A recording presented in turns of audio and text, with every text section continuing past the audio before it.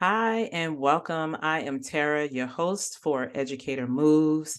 I thank you so much for joining us on today. I'm super excited about our show and what we're going to talk about. I just want to remind us the whole goal and vision of Educator Moves is to foster and inspire a community of educators to profoundly improve their quality of life through physical and mental lifestyle changes.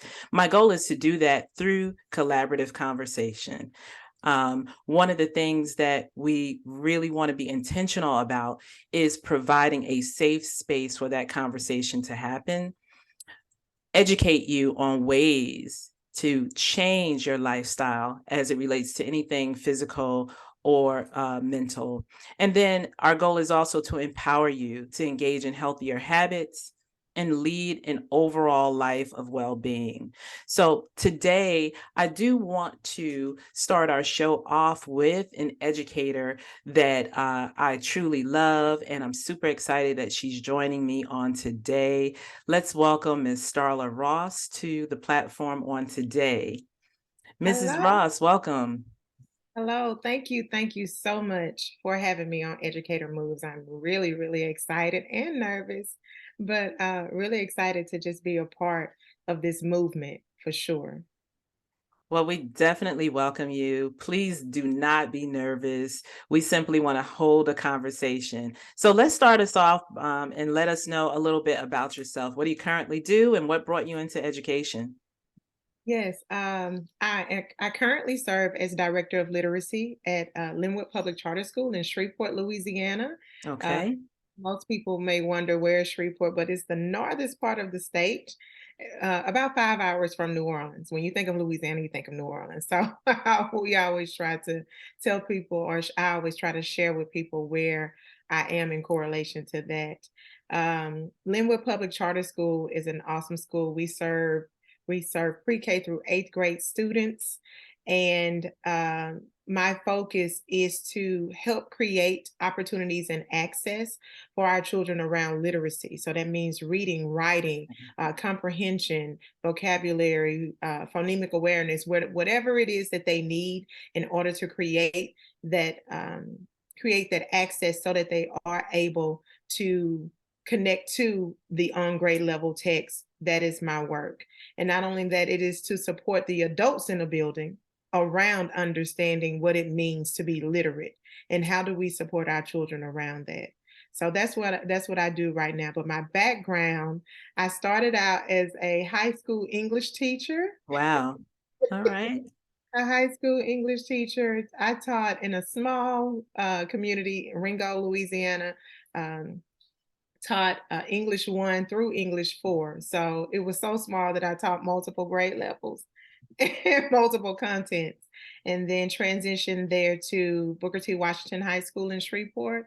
Okay. And then I transitioned into, of course, becoming a school development coach with New Tech Network and working with school districts across the United States to implement project-based learning district wide. And that was really fun. And I did that for about 9 years. Oh, 9 years. wow. So it sounds like you've had a range of experience. You've traveled the country. So you have certainly seen a lot of educators. Yeah. I'm sure you've dealt with educators that have gone through something, and especially something that we often overlook, educators who go through grief and loss. And Yes. so today, I would like for you to share with us how you turn your grief and loss into power and how others can do the same. Yes, absolutely. So I will say, as an educator, this has been one of the toughest years for me. Um, and I know some people may say COVID was really tough, but when you are definitely dealing with grief and loss, is really hard. This year, in March of 2022, I actually tragically lost my grandmother. To my grandmother suffered from dementia, and in March of 2022, some kind of way, she wandered off from her home in the middle of the night. And 4 days later, we found my grandmother deceased about a mile and a half to 2 miles away from her home.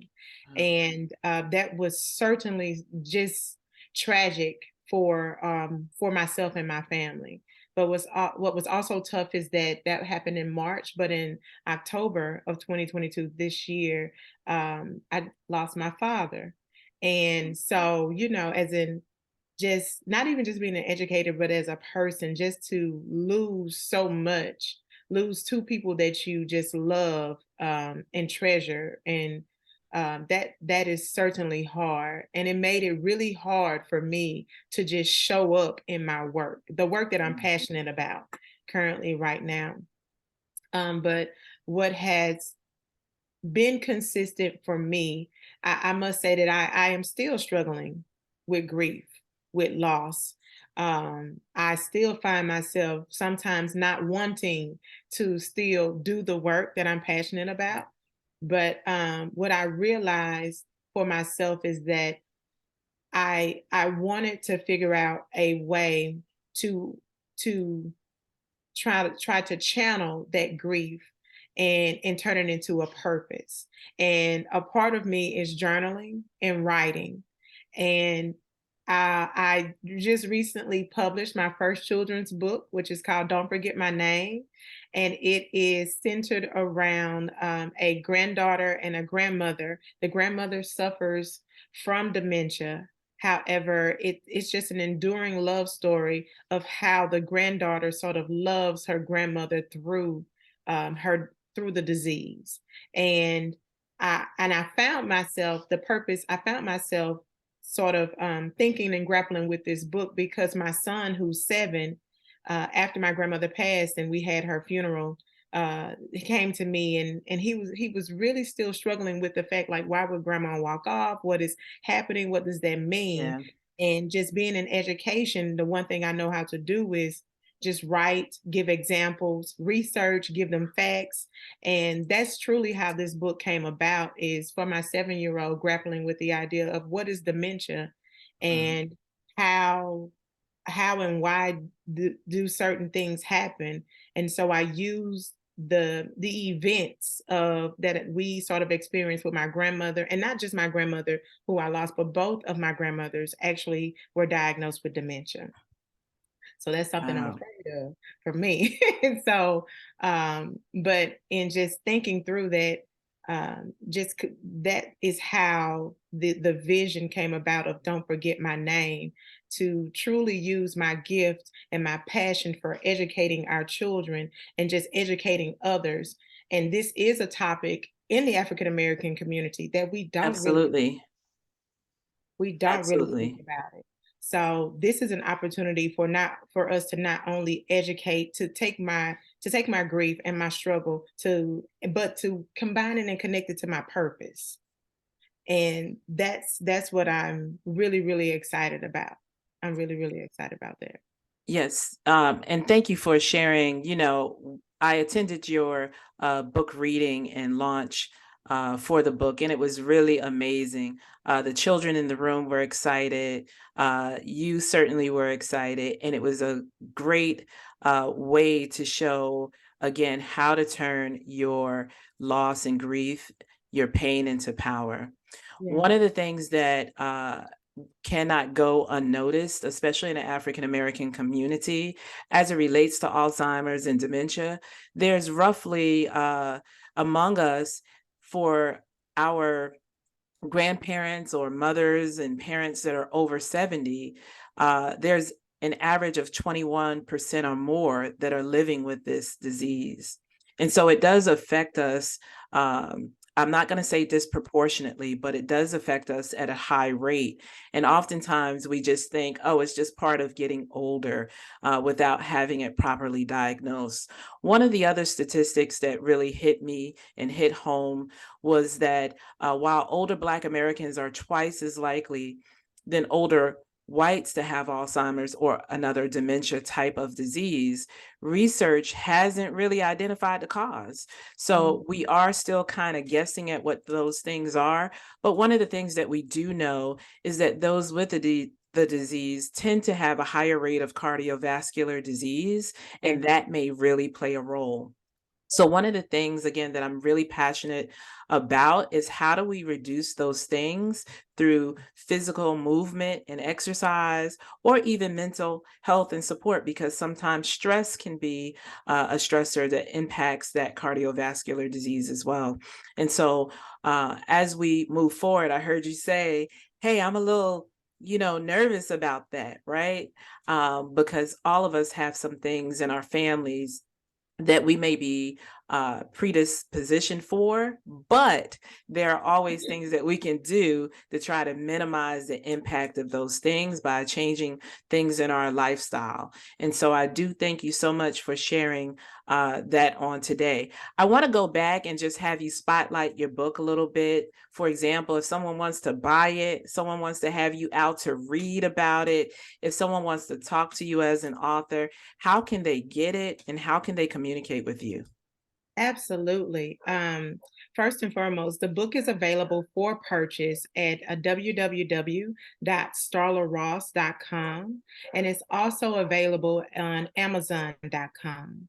Um, and if you are interested in a Don't Forget My Name reading experience, and when I say it's a reading experience, it's not that I'm just coming in and just reading my book, but I do some of those things. I do offer activities for the adults and children and who attend. I go into full in character experience for our participants, or those that are participating in the experience. I become the grandmother, which Oh, is wow. really cool.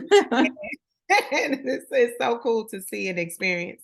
And then not only that, along with the book, the educator in me is it offers resources of how to work with and care for those that have dementia, Okay. and also how to have conversations with your children around the book. So if you are interested in a Don't Forget My Name experience, please email me at info@starlaross.com or Starla Ross at me.com. I am available to come in to present to you, and also even to sit on panels, to even have conversations about how dementia can impact or has impacted our community. Because just like you said, there are some things that we can shift, actually, like my husband just told me that that sweet drink, you're drinking it every day. I have to make some changes. So, some genetic things and environmental factors that we can shift to try to um, almost just deviate from some of the things that we know that may be inevitable. However, we can also try to curb by knowing and having a better understanding of it, of the actual disease. So, Absolutely, absolutely. Listen, I thank you so much for joining us today. I want to highlight your web address again. It's www.starlaross.com and info@starlaross.com. Again, the name of the book is Don't Forget My Name. Educators out there, listen, make sure you are taking care of you. We often spend a lot of time supporting our students, supporting our communities, supporting our families, and we often put ourselves to the side. In this case, please don't put yourself to the side. Make sure you check on your family members, and more importantly, make sure you check on you. For more information about Alzheimer's and dementia diseases, please reach out to the Alzheimer's Association. Again, thank you so much, and I hope that we become your highlight as an educator for making that change physically and mentally. Thank you for joining. thank you.